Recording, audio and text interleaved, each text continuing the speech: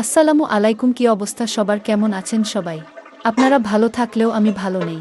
ভেবেছিলাম আজকে নতুন একটা রেসিপি আপনাদের সাথে শেয়ার করব, কিন্তু দুর্ভাগ্যবশত ভিডিও করার মনে ছিল না।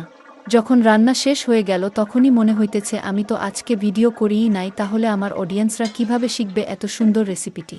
যাই হোক, আজকের রান্না করছিলাম মূলা দিয়ে গরুর মাংস। অনেকেই আলু দিয়ে গরুর মাংস খেয়েছেন, কিন্তু মূলা দিয়ে কি খেয়েছেন কখনো? যদি আপনার উত্তর না হয়ে থাকে তাহলে অবশ্যই একবারের জন্য হলেও ট্রাই করবেন। এটা কোনো কঠিন রেসিপি নয়। যেভাবে আলু দিয়ে গরুর মাংস রান্না করেন ঠিক সেভাবেই মূলাগুলো সাইজ করে কেটে মাংসের মধ্যে দিয়ে দেবেন। সাথে কিছু আস্ত রসুন অ্যাড করতে পারেন, খেতে কিন্তু দারুণ লাগে।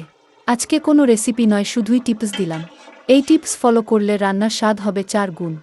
দেখতেই পাচ্ছেন কি সুন্দর কালার এসেছে, আর খেতেও কিন্তু ছিল দারুণ। যদি আপনারা চান আমি এই ভিডিওটি পুরোপুরি আপনাদের সাথে শেষ পর্যন্ত শেয়ার করি, তাহলে লাইক কমেন্ট শেয়ার করে জানিয়ে দিন আপনার মতামত।